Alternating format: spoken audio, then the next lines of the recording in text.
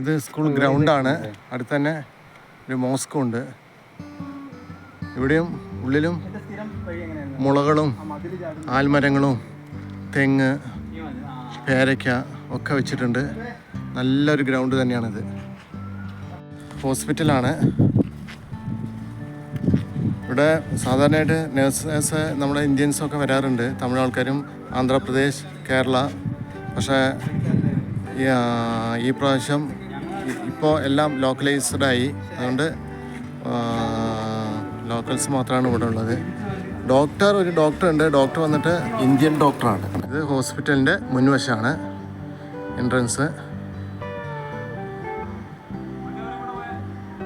ഇത് ഇവിടുത്തെ മെയിനായിട്ടുള്ള മോസ്കാണ്. മനോഹരമായിട്ടുള്ള മോസ്ക്. ചെടികളും അതേപോലെ തന്നെ മരങ്ങളും വെച്ച് നന്നായിട്ട് മൂടി പിടിപ്പിച്ചിട്ടുണ്ട്. ഇതാണ് ഇവിടുത്തെ ഫുട്സാൽ ഗ്രൗണ്ട്. വളരെ മനോഹരമായിട്ടുള്ള ഗ്രൗണ്ടാണ്. ഇത് വന്നിട്ട് മജിസ്ട്രേറ്റ് ഓഫീസാണ്. ഇവിടുത്തെ കോർട്ടാണിത്. ഫാമിലേക്ക് പോകാനുള്ള വഴിയാണിത്. അങ്ങ് ദൂരെയായിട്ട് നമുക്ക് കാണാൻ കഴിയും. ഫാമിലേക്ക് പോകാം. യെസ്, ഫാമിലേക്ക് ഇപ്പോൾ പോയിക്കൊണ്ടിരിക്കുകയാണ്. ഇപ്പം നമ്മൾ ഫാമിലേക്ക് പോകുന്നില്ല, അടുത്ത സ്ഥലത്തേക്കാണ്. ഇത് ഹോസ്പിറ്റലിൻ്റെ മുൻവശം. ഇത് നമ്മൾ ഇനി വേറൊരു ചെറിയൊരു അഡ്വഞ്ചേഴ്സ് കൂടെയാണ് പോകുന്നത്. ഇത് വേറൊരു സ്ഥലമാണ്. ഇത് അതാ നമ്മുടെ സാറ് കാട്ടിലേക്ക് പോയിക്കൊണ്ടിരിക്കുകയാണ്. ശരിക്കും പറഞ്ഞ ഒരു കാട് തന്നെയാണ്. വന്യമൃഗങ്ങൾ ഇല്ല എന്നുള്ള ഒറ്റൊരു പോരായ്മ മാത്രമേ ഉള്ളൂ ഇവിടെ നമുക്ക്. കാരണം അത്രയും മരങ്ങളും വിവിധ തരത്തിലുള്ള മരങ്ങളും ഫ്രൂട്ട്സ് നമുക്ക് കാണാൻ കഴിയുമെന്നറിയില്ല. ബദാമുണ്ട്, ബദാം ഇഷ്ടത്തിനുണ്ട്. ആൽമരങ്ങളുണ്ട്, പിന്നെ കാട്ടുചെടികളുണ്ട്, കൈത പനയുണ്ട്, പിന്നെ പൂവരശുണ്ട്, മഞ്ഞപ്പാവട്ടയുണ്ട്, തെങ്ങുണ്ട്. അങ്ങനെ പല വിധത്തിലുള്ള ബ്രെഡ് ഫ്രൂട്ട് മരമുണ്ട്, കടച്ചക്ക മരമുണ്ട്. അത്രയും മനോഹരമായിട്ടുള്ള സ്ഥലത്ത് കൂടെയാണ് പോകുന്നത്. ഇത് നോക്കൂ ഗൈസ്, ഭയങ്കര വലിയൊരു മരം തന്നെയാണ്. ഓക്കെ, നോക്കാം. മഴ ഇപ്പോൾ ചാറുന്നില്ല. മഴയായതുകൊണ്ട് നമുക്ക് വലിയ പ്രശ്നങ്ങളൊന്നുമില്ലാതെ തന്നെ പോകാൻ കഴിയുന്നുണ്ട്. വെയിലാണെങ്കിൽ ഗൈസ് വളരെ ടഫായിരിക്കും. കാരണം ചൂട് എന്ന് പറയുന്നത് 30-32 ഡിഗ്രി ഉള്ളൂ. പക്ഷേ ഹൈ ഹ്യൂമിഡിറ്റി ആയതിനാൽ നമുക്ക് ആ ഒരു പുഴുക്ക് അനുഭവപ്പെടും. അത്രയും ഹാർഡായിട്ട് തോന്നും നമുക്ക്. പക്ഷേ ഇന്ന് നമുക്ക് യാതൊരുവിധ പ്രശ്നങ്ങളൊന്നും ഇല്ലാതെ വളരെ മനോഹരമായിട്ട് ആണ് ഇപ്പോൾ നമ്മൾ കാണുന്നത്. യെസ്, നോക്കൂ, ഇവിടെ നല്ല മനോഹരമായിട്ടുള്ള മരങ്ങളുണ്ട്. ചെടികൾ നോക്കും കൈ, വളരെ മനോഹരമായിട്ട് തന്നെയുണ്ട്. ഇവിടെ നമുക്ക് പേടിക്കേണ്ട ആവശ്യമില്ല. പാമ്പുകൾ നമ്മുടെ നാട്ടിൽ ഇതേപോലത്തെ സ്ഥലത്ത് കൂടെ പോകുമ്പോൾ വളരെയധികം സൂക്ഷിച്ച് വേണം പോകാൻ. ഇവിടെ അങ്ങനെ ഒരു പേടിയില്ലാതെ തന്നെ പോകാം. ഇവിടെ പാമ്പ് ഉണ്ടെങ്കിൽ കൂടെ വിഷമില്ലാത്ത പാമ്പുകളാണ്. കടിച്ചാൽ തന്നെ നമുക്ക് യാതൊരുവിധ പേടിയും ഇല്ലാതെ ഇരിക്കാം. അതാണ് ഗൈസ്. അങ്ങനെ മനോഹരമായുള്ള സ്ഥലങ്ങളാണ്.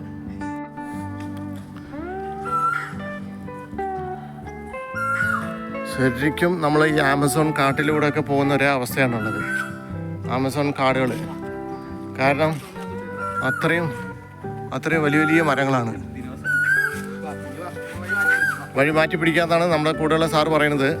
ശരിക്കും ഒരു റിയൽ ആമസോൺ ഫീലിംഗാണ് നമുക്ക് തോന്നുന്നത്. കാരണം ഇവിടെ മുള്ളുകളുണ്ടാവാൻ ചാൻസ് ഉണ്ട്. പക്ഷേ പേടിക്കേണ്ട ആവശ്യമില്ല. ഇവിടെ ആകെ പേടിക്കേണ്ടത് നമുക്ക് കടന്നല് മാത്രമാണ് ഗൈസ്. വലിയ ക്രാബ് നമുക്ക് ചില സമയത്ത് കൂടുതൽ സാറിപ്പോൾ പറഞ്ഞാണ് വലിയ ക്രാബിനെ നമുക്ക് കാണാൻ കഴിയുന്ന പറയുന്നത്. നോക്കാം.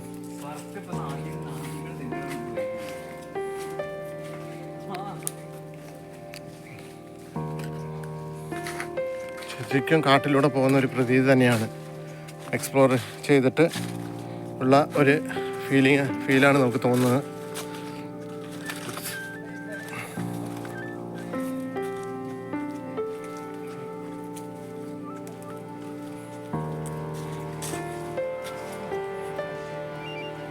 നോക്കൂ ഗൈസ്, പ്രത്യേകിച്ച് വഴികളൊന്നുമില്ല. എല്ലാം ചെടികളൊക്കെ വീണ് അവിടെ തന്നെ വളമായി മാറുകയാണ്. ഇലകളൊക്കെ വീണ് എല്ലാം ഇലകളൊക്കെ വീണ് അവിടെ തന്നെ വളമായി വീണ്ടും ചെടികൾക്ക് വളമായിട്ട് വളർന്നു വരികയാണ്. ശരിക്കും ഒരു കാട് തന്നെയാണ് ഇത്.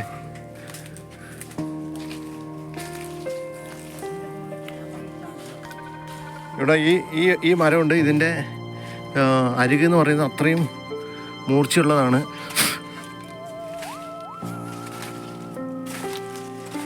നോക്കൂ ഗൈസ്,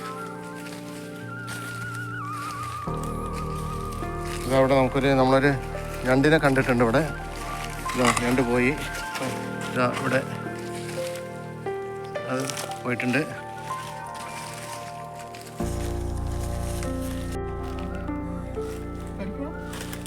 ഇതെന്താണ്?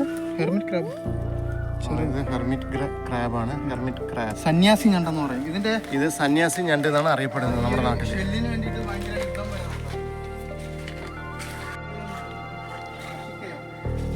മരം അങ്ങനെ തന്നെ ഇതായിരിക്കുകയാണ്. കഷിക്കയോ എന്നാണ് ഈ മരത്തിന്റെ പേര്.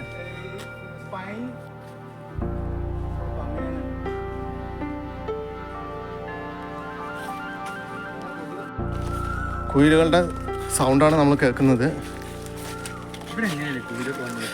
നോക്കി കൈ നോക്കണേ. നോക്കി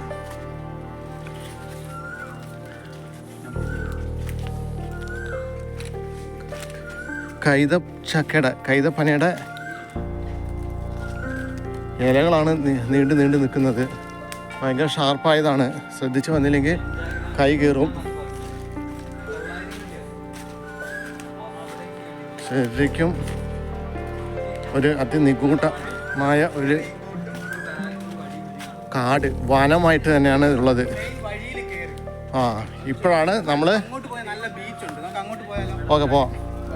നമ്മൾ മെയിൻ വഴിയിലെത്തി. മെയിൻ വഴിയിൽ ഇപ്പോൾ കയറണ്ടെന്നാണ് പറഞ്ഞിട്ട്, കാരണം അങ്ങോട്ട് പോയി ഇതാണ് മെയിൻ വഴി അവിടെ കാണുന്നത്. പക്ഷേ മെയിൻ വഴി പോകണ്ട. മെയിൻ വഴി പോകാതെ നല്ലൊരു ബീച്ച് ഈ ഭാഗത്ത് കാണുന്നുണ്ടെന്നാണ് സാറ് പറയണത്. അപ്പോൾ എന്തായാലും ആ ബീച്ച് സൈഡ് സൂപ്പർ ബീച്ച് എന്നാണ് പറയണത്. എന്തായാലും പോയി നോക്കാം. കാരണം പുതിയൊരു സ്ഥലത്തേക്ക് വരുമ്പോൾ മാക്സിമം എല്ലാ സ്ഥലവും പോയി കാണാം, എക്സ്പ്ലോർ ചെയ്യാം. അതാണല്ലോ നമ്മുടെ ഉദ്ദേശം. ശ്രദ്ധിച്ച് വരണം, കാരണം മുള്ളുകളുണ്ട്. അത് മാത്രമാണ് ഒരു ചെറിയൊരു പ്രശ്നം. യെസ് ഗൈസ്, കം എല്ലാവരും വരുന്നുണ്ട്. ദൂരെ ഓരോരുത്തരായിട്ട് വരികയാണ്. കാരണം പ്രത്യേകിച്ച് റോഡുകളൊന്നും ഇല്ലാത്തതുകൊണ്ട് മരങ്ങളും ചെടികളൊക്കെ വകഞ്ഞ് മാറ്റിയിട്ട് വേണം നമ്മൾ പോകാൻ. ഇതാ കുയിൽ നാദം നമുക്ക് കാണാൻ കഴിയും. ഇവിടെ എന്താ ഇങ്ങനെ കുനിഞ്ഞ് എല്ലാമാണ് നമ്മൾ പോകുന്നത്. അത്രയും ചെടികളും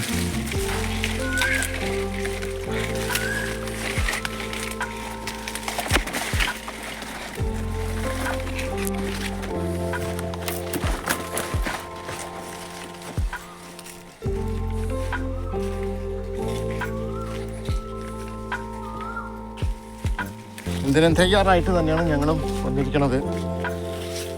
അഡ്വഞ്ചറസ് ആയിട്ടുള്ളൊരു ട്രിപ്പ് തന്നെയാണ്. മല കയറ്റം എന്ന് പറയുന്നത് കഠിനവും സ്ലിപ്പ് ആയിട്ടുള്ള ഏരിയ ഒക്കെ ആയിരുന്നു. പക്ഷേ അത് സക്സസ്ഫുള്ളായിട്ട് കംപ്ലീറ്റ് ചെയ്തു. ഇപ്പോൾ പുതിയൊരു ബീച്ചിലേക്ക് അങ്ങനെ ഞങ്ങൾ പോയിക്കൊണ്ടിരിക്കുകയാണ്. നല്ലൊരു ബീച്ച് സൈഡ് എന്നാണ് പറഞ്ഞത്. നോക്കാം ഗൈസ്, എന്തായാലും നോക്കാം. ഇവിടെ എത്തി, ഒരുവിധം സ്ഥലങ്ങളൊക്കെ എത്തി. നല്ല വെള്ളദാഹമുണ്ട്. അപ്പോൾ ഇവിടെ നമുക്ക് തേങ്ങ കിട്ടുമോ നോക്കുകയാണ്. തേങ്ങ വെള്ളം കുടിക്കാൻ നല്ല രീതിയിൽ. തേങ്ങ കൂട്ടി വെച്ചാൽ നമ്മൾ എടുക്കൂല. ഇതവിടെ തേങ്ങ കൂട്ടി വെച്ചിരിക്കുന്നുണ്ട്. ഇങ്ങനെ കൂട്ടി വെച്ചിരിക്കുന്നത് വേറെ ആരും എടുത്തു വെച്ചാണ്. അത് എന്തായാലും നമുക്ക് എടുക്കാൻ പറ്റില്ല. ഇനിയിപ്പോൾ വേറെ വല്ലതും ഉണ്ടോ നോക്കിയിട്ട് അങ്ങനെ പോകാം. ശരിക്കും ഞങ്ങൾ പോയിക്കൊണ്ടിരിക്കുകയാണ് ഗൈസ്. നോക്കാം. തേങ്ങ കിട്ടിക്കഴിഞ്ഞാൽ അത് വെച്ച് നമുക്ക് വെള്ളം കുടിക്കാമെന്നാണ്. കാരണം റൂമെന്ന് പറയുന്നത് കുറച്ചധികം ദൂരമുണ്ട്. ഇനി പോയിട്ട് വെള്ളം കുടിക്കാൻ എന്ന് പറയുമ്പോൾ വളരെ റിസ്ക്കിയാണ്. നോക്കാം.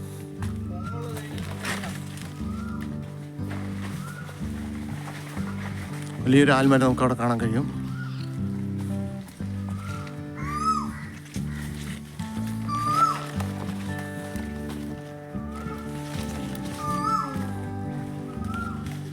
വലിയൊരു മരം തന്നെയാണിത്.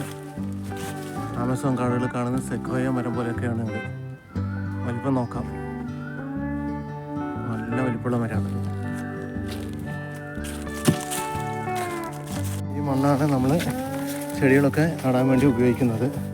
നല്ല ഫലഭൂഷ്ടമായ മണ്ണാണ്, കറുത്ത മണ്ണാണ്. കാരണം ഈ ഇലകളൊക്കെ വീണ് ഈ ഇലകൾ ഇവിടെ തന്നെ ജീർണിച്ച് അത് നല്ല വളക്കൂറുള്ള മണ്ണായിട്ട് മാറുകയാണ്. അപ്പോൾ ഈ മണ്ണിൽ നമ്മൾ വിത്തുകൾ നട്ട് കഴിഞ്ഞാൽ നല്ല ഈൽഡ് നമുക്ക് കിട്ടും. ഇത്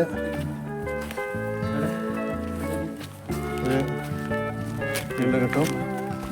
പിന്നെ ഈ മണ്ണ് ഇവിടെ ലോക്കൽസ് വിൽക്കുന്നുണ്ട്. ഇവിടെ വന്ന് മണ്ണ് വാരിയിട്ട് ഒരു ചാക്ക് മണ്ണിന് 10 രൂപയാണ്. അതായത് നമ്മുടെ നാട്ടിൽ 53-54 രൂപയാണ് ഈടാക്കുന്നത്. എന്നാലും കുഴപ്പമില്ല, നല്ല ഫലഭൂഷ്ടായ മണ്ണാണ് ഇത്. കുറച്ച് ഹാർഡ് തന്നെയാണ് ഈ ഭാഗങ്ങൾ. കാരണം പ്രത്യേകിച്ച് റോഡുകളൊന്നും ഇല്ലാത്തതുകൊണ്ട് കുനിഞ്ഞ് തന്നെയാണ് പോകേണ്ടത്. അതിൻ്റെ ഇടയ്ക്ക്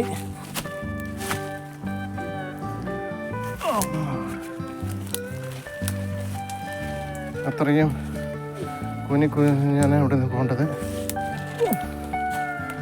അങ്ങനെയാണുള്ളത് ഇവിടെ. നമുക്ക് സിമ്പിളായിട്ട് നടക്കാൻ കഴിയില്ല. ചില ഭാഗങ്ങളൊക്കെ, മിക്കവാറും ഭാഗങ്ങൾ ഇങ്ങനെ കുനിഞ്ഞ് ഒക്കെയാണ് പോകാൻ പറ്റുന്നത്. നമ്മൾ കാട്ടിലൂടെയുള്ള യാത്ര അവസാനിച്ച് ഇതാ നമ്മൾ അടിപൊളി ബീച്ചിലേക്ക് എത്തിയിട്ടുണ്ട്. ഇതെത്തി. യെസ്, അങ്ങനെ സക്സസ്ഫുള്ളായിട്ട് നമ്മൾ ബീച്ചിലെത്തി. ഇവിടെ വന്ന് ഒരു ചിക്കനും ഒറ്റയ്ക്കോ ഗായ്സ്? അടിപൊളി വ്യൂസ് എത്തിക്കഴിഞ്ഞു. നോക്കൂ, വളരെയധികം കഷ്ടപ്പെട്ട് കുറേ ദൂരം യാത്ര ചെയ്താണ് നമ്മളിവിടെ എത്തിയത്. നല്ല സൈറ്റാണ്, സൂപ്പർ ബീച്ചാണ്, സാൻഡി ബീച്ച്.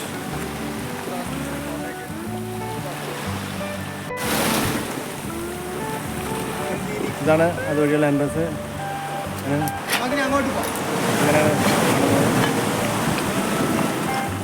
ഇവിടെ വെച്ചിട്ട് ഇതാണ്. ഇത് അങ്ങനെ ഇറങ്ങി അവിടെ നിന്ന് അങ്ങനെ ഇതുവഴി അങ്ങനെ നടന്ന് സൈഡിൽ കൂടെ പോകാൻ നോക്കുകയാണ്.